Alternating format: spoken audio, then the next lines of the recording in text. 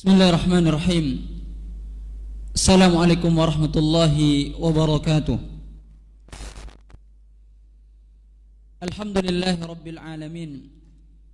Wa bihi nasta'inu ala umurid dunya waddin. Wassalatu wassalamu ala rasulillah Nabiyyina Muhammad wa ala alihi wa sahbihi ajma'in. Amma ba'd. Allahumma allimna ma yanfa'una wanfa'na bima 'allamtana wa zidna ilma. Rabbi shrah li sadri wa yassir li amri wahlul 'uqdatam min lisani yafqahu qawli. Ma'asyiral muslimin wal muslimat rahimani Allah wa iyyakum jami'a. Alhamdulillah, kita memuji Allah Subhanahu wa taala dengan pujian yang sempurna. Karena memang Allah tabaraka wa taala adalah zat satu-satunya yang berhak untuk mendapatkan pujian yang sempurna tersebut. Kemudian salawat dan salam mudah-mudahan senantiasa tercurahkan kepada Nabi kita Nabi Muhammad sallallahu alaihi wasallam, kepada keluarga beliau, sahabat-sahabat beliau tanpa terkecuali. Ma'asyiral muslimin wal muslimat rahimani Allah wa iyyakum jami'a.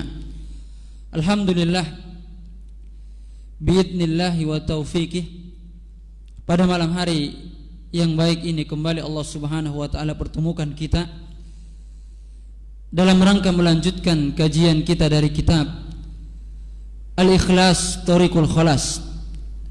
Dan tentunya setelah kita selesai menunaikan ibadah di bulan Ramadan, demikian juga libur di bulan Syawal, maka malam ini kembali kita melanjutkan kajian kita tentang kitab ini. Dan kita berdoa kepada Allah Subhanahu wa taala, semoga amal soleh yang kita kerjakan di bulan Ramadan, demikian juga di bulan-bulan yang lainnya, diterima oleh Allah Subhanahu wa taala.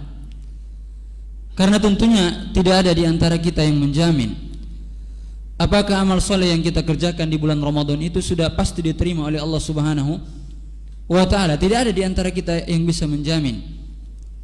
Maka tentunya setelah kita berusaha untuk memaksimalkan ibadah di bulan Ramadan, maka selanjutnya adalah kita berdoa kepada Allah Subhanahu wa ta'ala agar Allah Subhanahu wa ta'ala menerima ibadah kita di bulan Ramadan. Rabbana taqabbal minna innaka antas sami'ul alim. Nah, kita lanjutkan membaca kitab kita ini dari kitab Al-Ikhlas Thariqul Khalas, dan kita masih pada bab tentang Majallatul Ikhlas, tentang cakupan-cakupan ikhlas. Dan kita akan membaca cakupan ikhlas pada poin yang ke-19. Berkata muallif hafizahullah, al-ikhlasu fid da'wah. Cakupan ikhlas yang berikutnya adalah tentang ikhlas dalam berdakwah. Namun jangan terpikir dalam diri kita ketika disebutkan kata dakwah, maka ini hanya berlaku bagi orang-orang yang berada di depan, berlaku bagi orang-orang yang sudah tampil di mimbar, di atas mimbar. Tidak. Tetapi ketika dikatakan kata dakwah, maka ini mencakup seluruh kaum mukminin. Maka ini mencakup seluruh kaum mukminin. Meskipun memang kapasitasnya berbeda-beda. Ada yang sudah layak berbicara di depan dan sebagainya, ada yang belum layak berbicara di depan. Namun seorang mukmin, dan di antara ciri seorang mukmin, mereka adalah orang-orang yang memerintahkan kepada yang ma'ruf dan mencegah dari yang mungkar. Maka ini harus ada pada diri setiap mukmin dan mukminah. Dia bersemangat untuk mengajak manusia kepada kebaikan dan semangat melarang manusia dari kemungkaran. Maka ketika rasa ini tidak ada pada diri kita, maka dikhawatirkan keimanan kita tidak sempurna. Makanya Allah Subhanahu wa taala katakan di dalam Al-Qur'an, wal mu'minuna wal mu'minat ba'duhum awliya ba'd. Orang-orang yang beriman, laki-laki dan perempuan, sebagian mereka adalah penolong bagi sebagian yang lainnya. Inilah orang mukmin. Hendaklah orang yang beriman laki-laki dan perempuan sebagian mereka menjadi penolong bagi sebagian yang lainnya, harus saling menolong. Kemudian Allah katakan ya'muruna bil ma'ruf, mereka memerintahkan kepada yang ma'ruf. Wa yanhauna 'anil munkar, dan mereka mencegah dari yang mungkar. Wa yuqimunas shalah, dan mereka mendirikan salat. Wa yu'tunaz zakah, dan mereka membayar zakat. Wa yuti'unallaha wa rasulah, dan mereka taat kepada Allah dan Rasulnya. Ulaika sayarhamhumullah, mereka adalah orang-orang yang kelak akan mendapatkan rahmat dari Allah Subhanahu wa ta'ala. Jadi dari ayat ini bisa kita pahami di antara ciri seorang mukmin dan mukminah, di antaranya adalah mereka memerintahkan kepada yang ma'ruf dan mereka mencegah dari yang mungkar. Maka ketika kita memerintahkan orang lain untuk melakukan kebaikan dan mencegah orang lain dari kemungkaran, maka butuh terhadap ikhlas. Ketika kita perintahkan orang lain mengerjakan kebaikan dan mencegah orang lain dari meninggalkan keburukan dan tidak dibarengi dengan ikhlas, maka itu sia-sia. Maka beliau masukkan dalam kitab ini, di antara cakupan ikhlas adalah ikhlas dalam berdakwah. Dan tentunya kita berusaha untuk menjadi orang-orang yang ikhlas. Allahumma ja'alna minal mukhlisin. Semoga Allah Subhanahu wa taala golongkan kita ke dalam golongan orang-orang yang ikhlas dalam berdakwah. Tentunya menjadi pertanyaan bagi kita, kenapa harus ikhlas dalam berdakwah? Kenapa harus ikhlas dalam berdakwah? Paling tidak ada 3 jawaban utama. Kenapa kita harus ikhlas dalam berdakwah? Yang pertama adalah tentunya ikhlas dibutuhkan agar dakwah itu diterima oleh Allah. Sebagaimana kita ketahui berdakwah adalah ibadah. Maka kalau kita yakini berdakwah itu adalah ibadah, maka harus ada keikhlasan di dalamnya. Ketika dakwah kosong dari ikhlas, maka sia-sia. Hanya dapat capek, hanya dapat kesal atau mengeluh dan lain-lain sebagainya. Tapi ketika dakwah dibarengi dengan keikhlasan, maka kita akan bersemangat untuk melakukannya. Karena kita hanya mengharapkan ganjaran dari Allah. Jadi ini alasan yang pertama. Dakwah akan diterima ketika dakwah itu dengan keikhlasan. Dan Rasulullah sallallahu alaihi wasallam katakan, "Innallaha la yaqbalu minal amal illa ma kana lahu khalisan wabtughiya bihi wajhahu." Sesungguhnya Allah tidak menerima amalan sampai amalan itu dikerjakan ikhlas karena Allah dan hanya mengharapkan wajah Allah Subhanahu wa taala dengannya. Demikian juga dalam ayat Al-Qur'an Allah Subhanahu wa taala katakan, "Wa man ahsanu qawlan mimman da'a ila Allah wa 'amila shalihan wa qala innani minal muslimin." Allahu akbar. Ini di antara keutamaan orang yang menyuruh kepada kebaikan. Allah Subhanahu wa taala katakan, dan siapakah yang lebih baik ucapannya dibandingkan dengan orang-orang yang menyuruh kepada Allah, berdakwah kepada Allah, dan dia mengerjakan amal soleh, dan dia mengatakan sesungguhnya aku termasuk ke dalam golongan orang-orang yang berserah diri. Allahu akbar. Ini kata Allah. Ini kata Allah, menunjukkan ayat ini menjelaskan kepada kita dakwah harus ikhlas. Dan dalam ayat ini Allah jelaskan kepada kita tentang keutamaan orang yang menyuruh kepada Allah. Kata Allah, tidak ada yang lebih baik ucapannya dibandingkan dengan orang-orang yang menyuruh kepada Allah. Allahu akbar. Jadi kalau kita semangat berdakwah, mengajak orang kepada kebaikan, mencegah manusia dari kemungkaran, itu adalah sebaik-baik ucapan.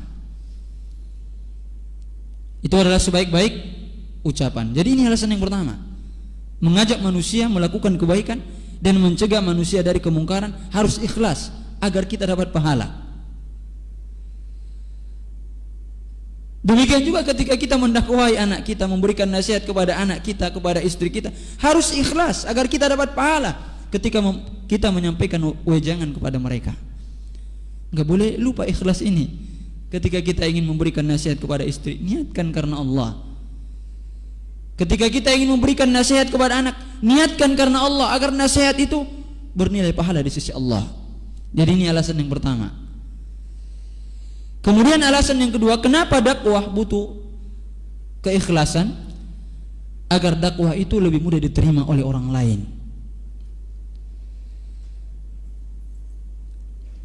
Karena diantara penyebab yang paling besar agar sesuatu yang kita sampaikan itu diterima oleh orang lain adalah keikhlasan. Adalah keikhlasan. Makanya ada salah seorang ulama mengatakan yang bernama Amir bin Abdul Qais, kalau anda tidak silap. Dia katakan al-kalimatu idza kharajat minal qalbi waqa'at fil qalbi. Kata beliau, kata-kata itu kalau keluar dari hati akan nyangkut di hati orang lain. Dan ini tentunya menjadi renungan, terutama bagi diri anak pribadi yang sering bicara di depan antum. Dan menjadi renungan bagi kita secara umum.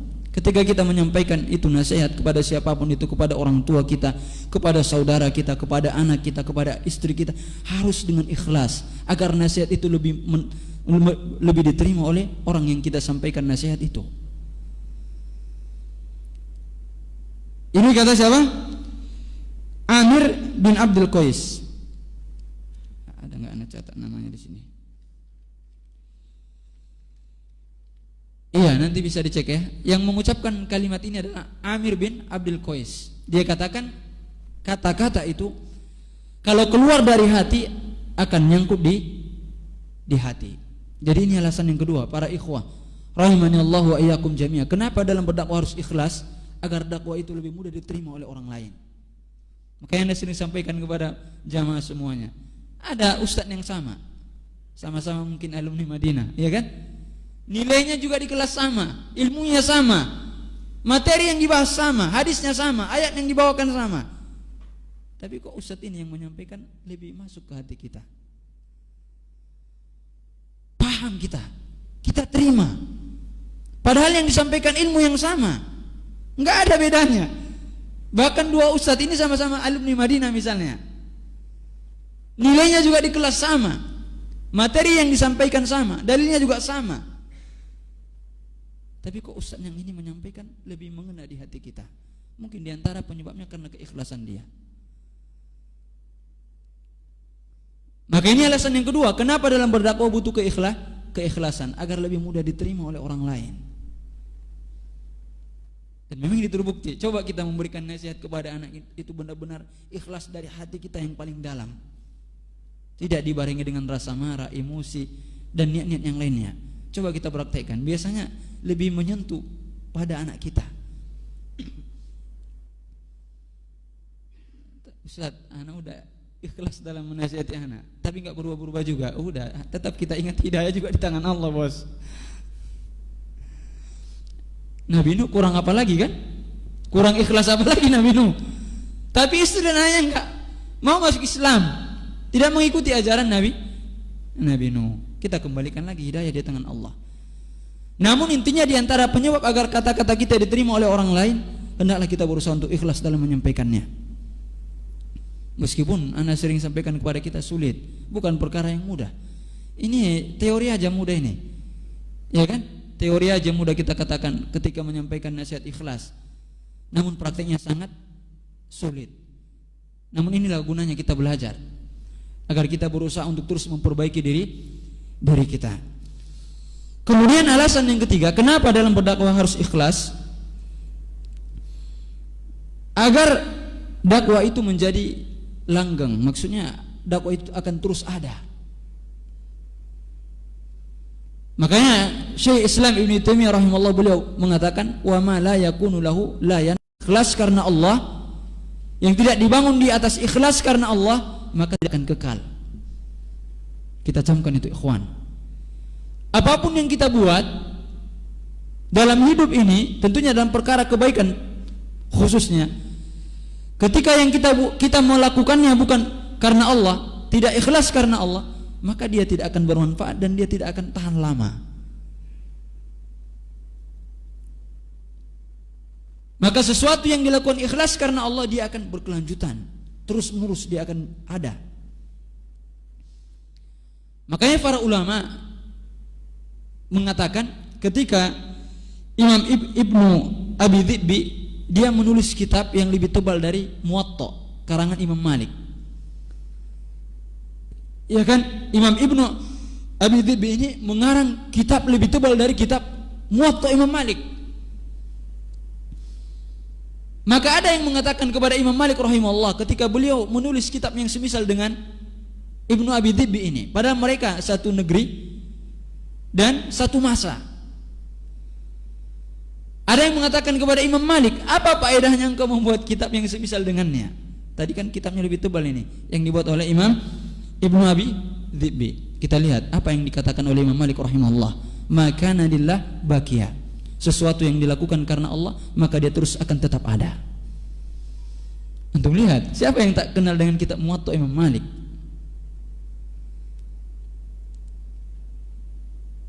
Beliau hanya mengatakan segala sesuatu yang dilakukan karena Allah, maka dia akan tetap ada.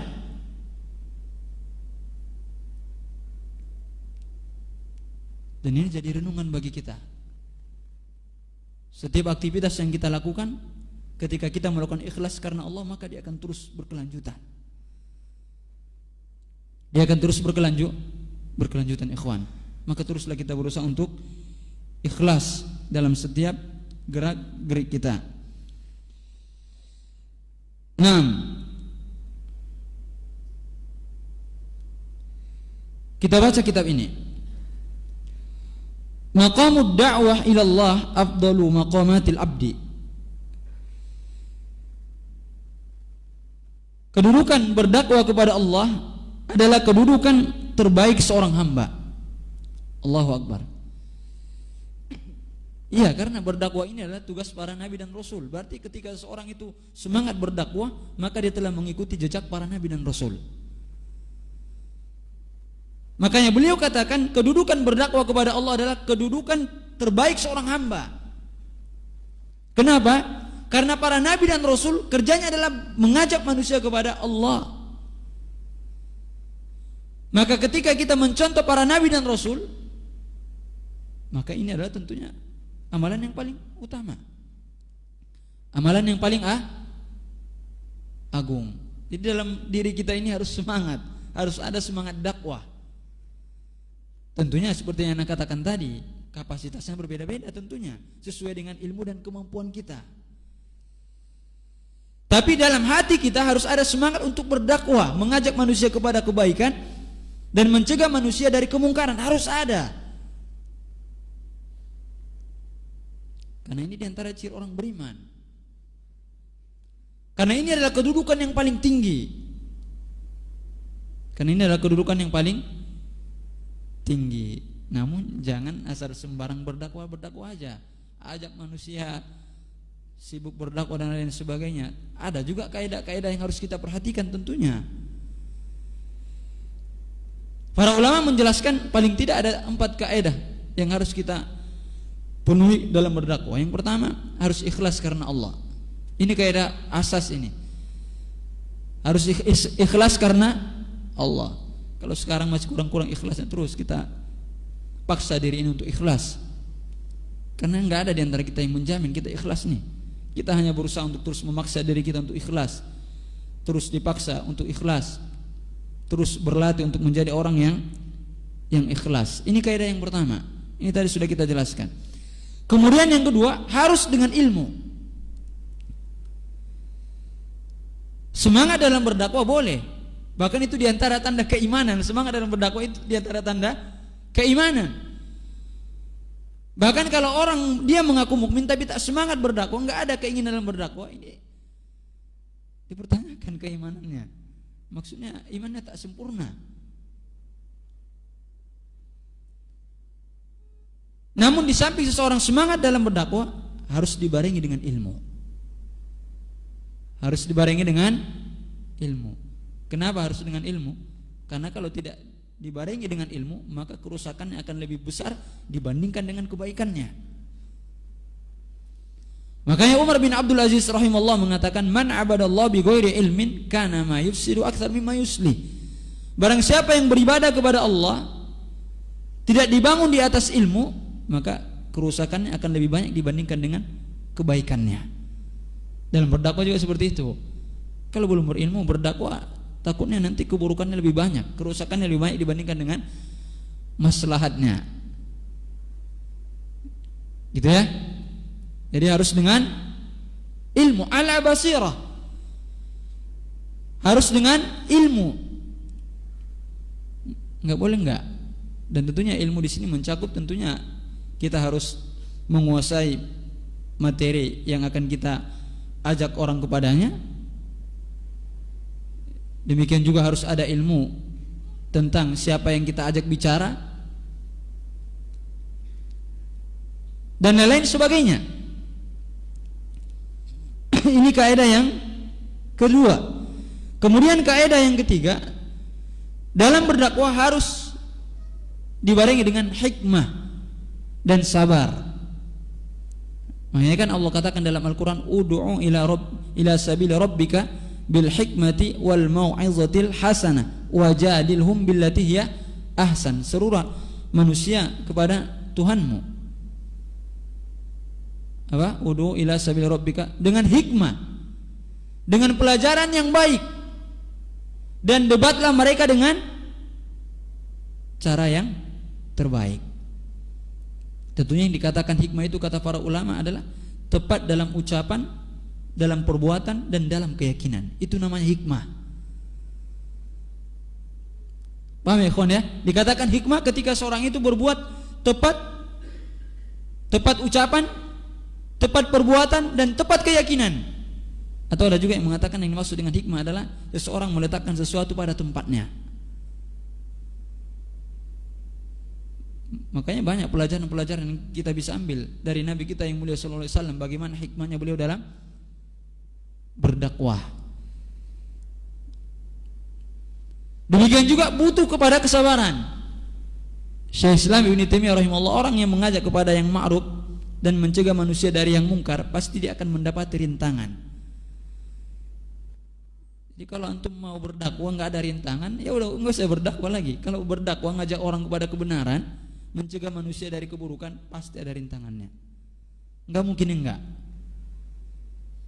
Pasti ada rintangannya. Kita nggak usah cerita lah mendakwai orang lain, mendakwai keluarga kita sajalah.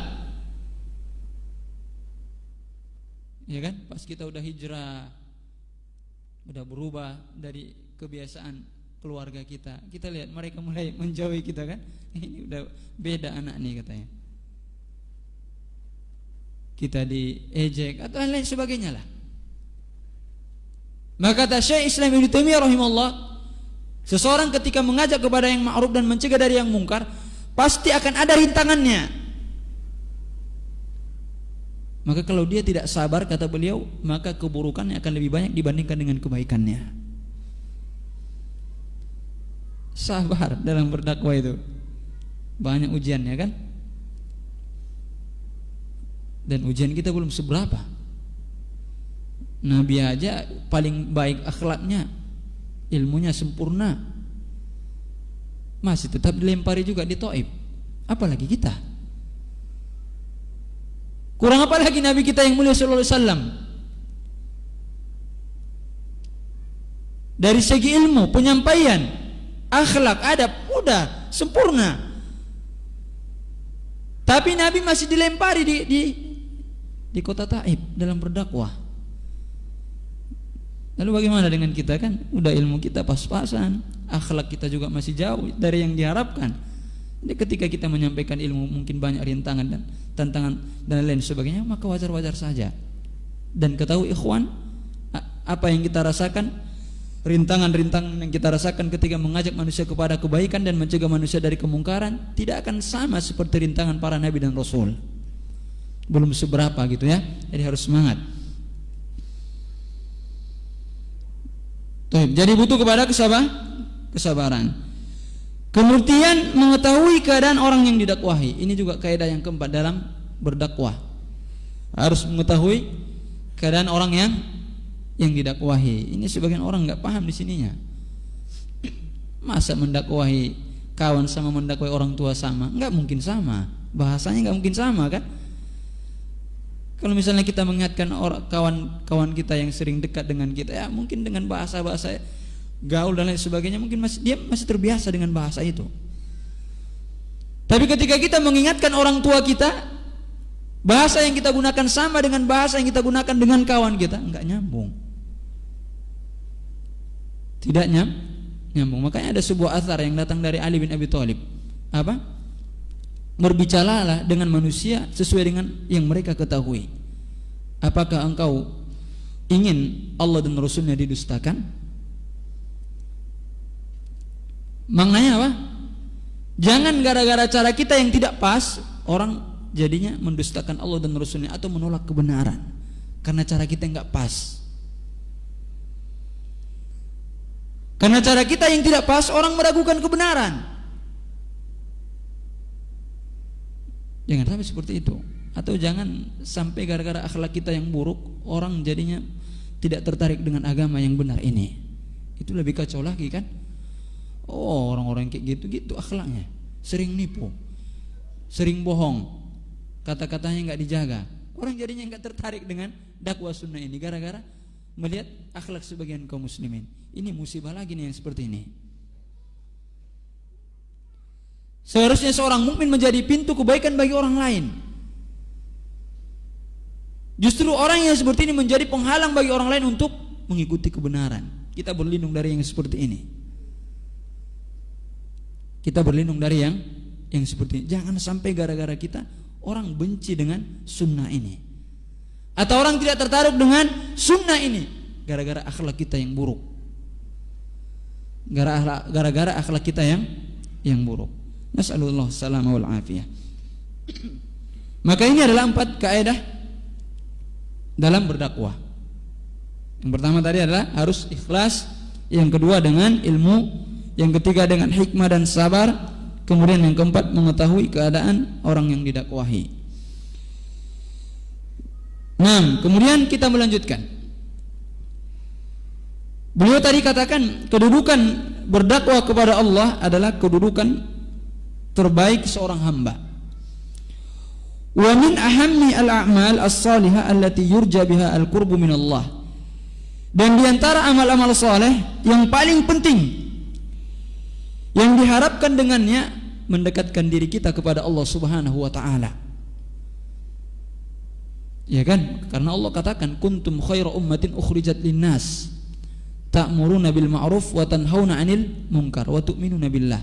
Kalian itu, kata Allah kepada umat muslimin tentunya, adalah umat yang terbaik yang Allah lahirkan untuk manusia. Kenapa? Karena ada 3 hal yang mereka lakukan. Yang pertama, ta'muruna bil ma'ruf. Karena kalian memerintahkan kepada yang ma'ruf, wa tanhauna 'anil munkar. Dan kalian mencegah dari yang munkar, wa tu'minuna billah. Dan kalian beriman kepada Allah. Ini alasannya kenapa umat ini adalah umat terbaik yang Allah lahirkan untuk manusia. Alasannya karena 3 ini. Kenapa? Karena mereka memerintahkan kepada yang ma'ruf dan mereka mencegah dari yang munkar dan mereka beriman kepada Allah. Kata para ulama, ketika salah satu dari 3 syarat ini tidak terpenuhi, maka kita tidak menjadi umat terbaik. Yang pertama tadi memerintahkan kepada yang ma'ruf, mencegah dari yang munkar dan beriman kepada Allah. Maka beliau katakan fatahtaju hajatan azimah litajridiha lillah. Maka membutuhkan kebutuhan hajah yang sangat besar untuk mengabdikannya untuk Allah. Falyaqsidi ad-da'iyah wajh Allah mubtagiyan al-ajra wal mathubah. Maka hendaklah seorang dai itu mengharap wajah Allah dan mengharapkan pahala, mengharapkan ganjaran dan pahala. Wal yahdar min an yahrifa qasduhu ila ayyi ghardin dunyawiyyin. Dan hendaklah seorang dai itu hati-hati dari teralihkannya tujuannya kepada tujuan dunia. Min talabi malin, dari mencari harta. Jadi berdakwah untuk mengumpulkan harta. Tujuan utama dia berdakwah untuk mengumpulkan harta sebanyak-banyaknya. Au jahin, atau untuk mendapatkan kedudukan, au syuhratin, atau jadi orang terkenal. Ini semua perkara yang bisa merusak dakwah. Jadi dia berdakwah untuk dapat uang aja, biar bisa beli ini, beli itu dan lain sebagainya, mengumpulkan harta. Atau untuk mendapatkan kedudukan, atau jadi terkenal. Oh, si fulan itu ustadz, si fulan itu orang yang masya Allah kalau menyampaikan ilmu. Ini yang diharapkan. Ini orang seperti ini diancam dengan neraka jahanam. Diancam dengan neraka jahanam. Au sum'atin, atau untuk sum'ah. Au tamayyuzin alal aqran waz zumala, atau agar dia lebih menonjol dibandingkan kawan-kawan dan rekan-rekannya. Fa inna fuqdanal ikhlas ila ahadi hadhihi nawaya wa nahwiha min a'zamil afat.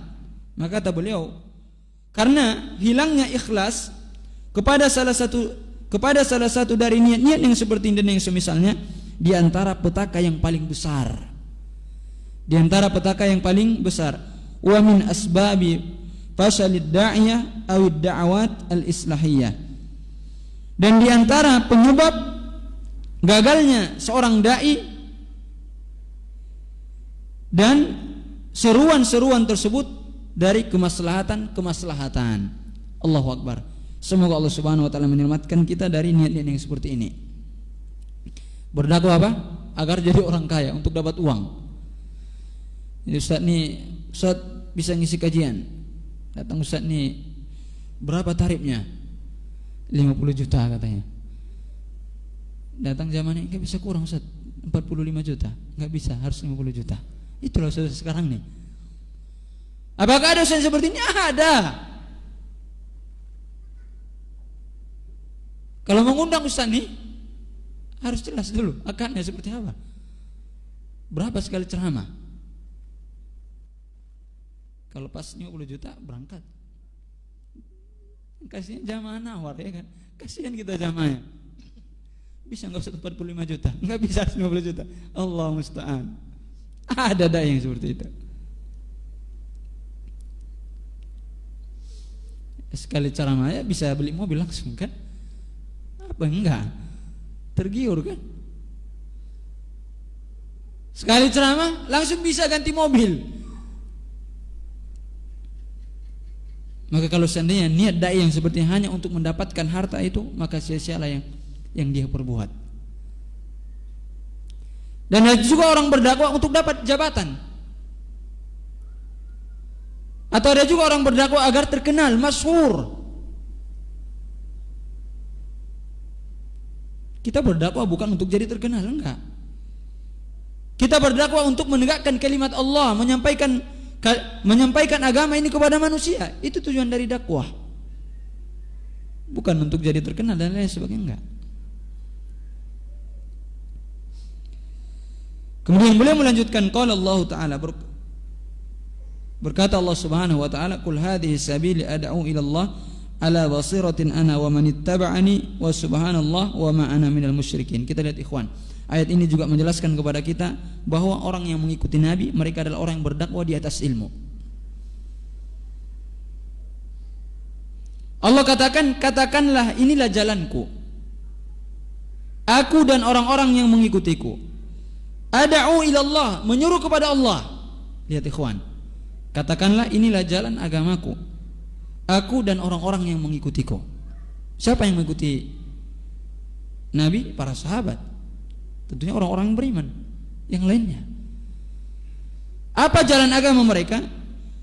Ad'u ila Allah ala basirah, menyuruh kepada Allah di atas ilmu. Ada sebagian orang cuma semangat dakwanya aja, ya kan? Mereka bawakan dalil, balighu anni walau ayah, sampaikanlah dariku meskipun satu ayat. Mereka hanya sampai pada ayat ini aja, potongan hadis ini saja. Mereka enggak lanjutkan hadisnya. Lanjutan hadisnya kan, barang siapa yang berdusta atas namaku, maka siap-siaplah tempatnya di neraka jahanam. Itu lanjutan hadis ini. Mereka hanya ngambil yang awalnya aja, balighu anni walau ayah, sampaikanlah dariku meskipun satu ayat. Mereka enggak lanjutkan hadis berikutnya, sambungan hadis berikutnya. Padahal lanjutannya, wa man kadzaba alayya, barang siapa yang berdusta atas namaku, maka siapkanlah tempat duduknya di neraka jahanam. Makanya kita lihat ucapan Nabi ini seimbang kan? Sampaikanlah dariku meskipun satu ayat. Tapi ingat, barang siapa yang berdusta atas namaku, maka siap-siaplah tempat duduknya di neraka jahanam. Sebagian orang ya ini aja semangat, balighu anni walau ayat, balighu anni walau ayat, sampaikanlah dariku meskipun satu ayat, semangat sampaikan kemana-mana. Tapi mereka enggak baca lanjutan hadis ini.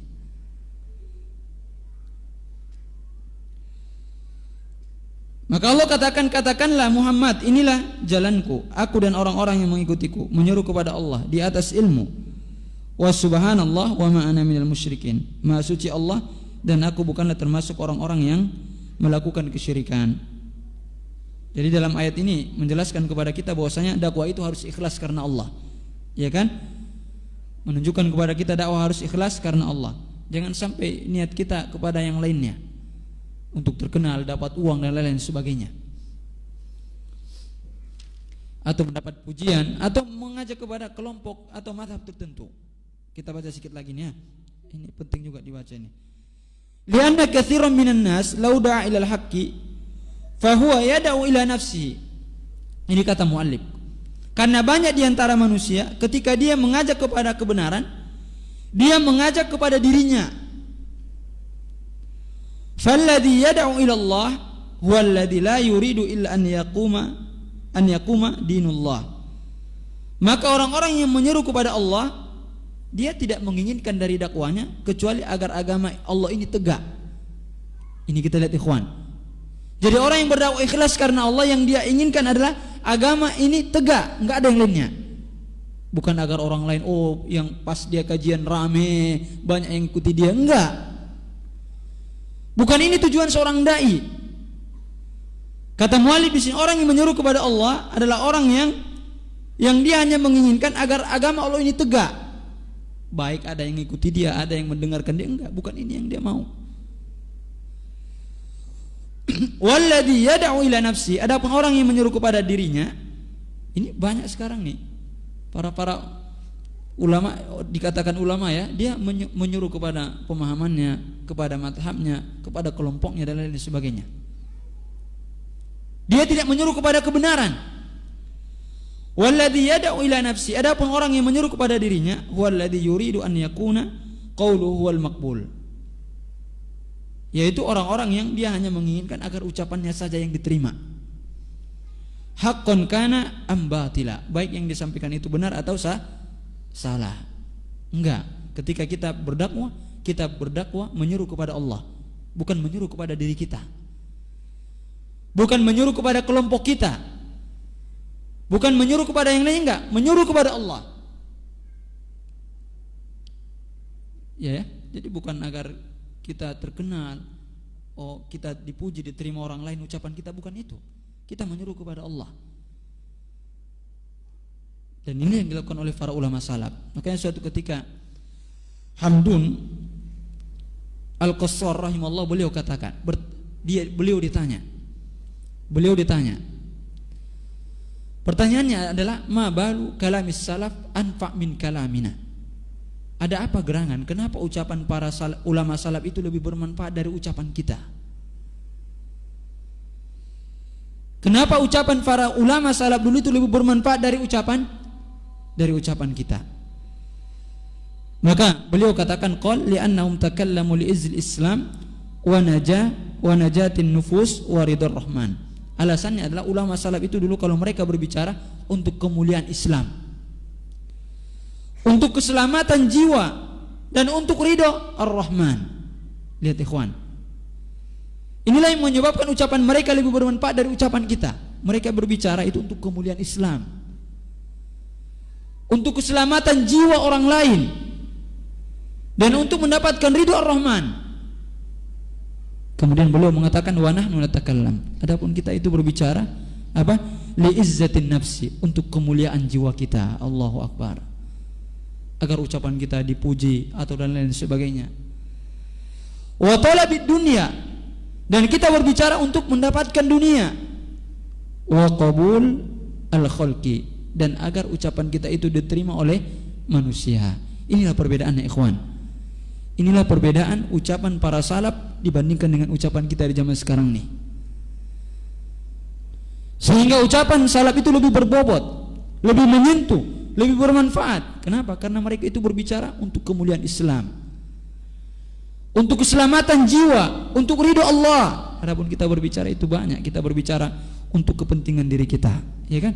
Agar dikatakan Masya Allah yang kita sampaikan, Masya Allah pendapat sipulan dan lain-lain sebagainya. Wa nahnu natakallam li izzatin nafsi wa talabid dunya wa qabulil khalqi. Adapun kita berbicara untuk kemuliaan jiwa kita, untuk mencari harta, mencari dunia, dan agar ucapan kita itu diterima oleh manusia. Allahu Akbar. Demi Allah ini perkara yang sulit. Demi Allah ini adalah perkara yang sulit. Tapi terus kita berusaha, kita latih diri kita, kita paksa diri kita untuk berkata itu untuk kemuliaan Islam, untuk keselamatan jiwa dan keridhaan Allah Subhanahu wa taala. Nah, ana rasa kita padakan sampai di sini. Insyaallah taala pada pertemuan berikutnya kita langsung masuk aja kepada cakupan ikhlas yang berikutnya, yaitu tentang al-ikhlas fit taubah. Allahumma ja'alna minal mukhlisin. Ya Allah, jadikanlah kami ke dalam golongan orang-orang yang ikhlas. Allahumma inna na'udzubika an nusyrika bika wa nahnu na'lam wa nastaghfiruka lima la na'lam. Kita tutup dengan mengucapkan doa kafaratul majlis. Subhanakallahumma wa bihamdika asyhadu an la ilaha illa anta astaghfiruka wa atubu ilaik. Assalamualaikum warahmatullahi wabarakatuh.